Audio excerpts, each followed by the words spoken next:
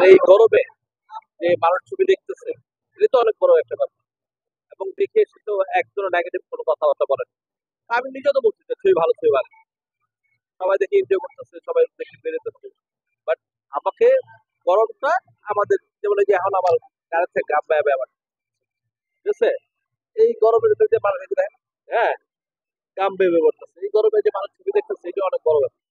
তার মানে কি গরম সিনেমার একটু হ্যাঁ, আবার আমি তো হলে যে দর্শক আসবে বা আমি নিজে আসছি দেখলাম, এটা তো আমি নিজে তো বাসাতে পারি এই গরমে।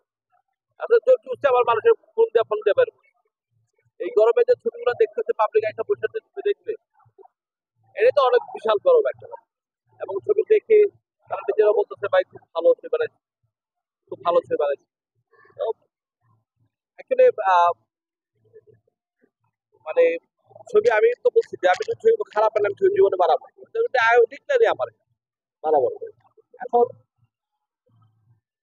যদি দর্শক গরম সহ্য করে আইসার ছবি দেখে, এটা আমার জন্য লাকি আমি বলি।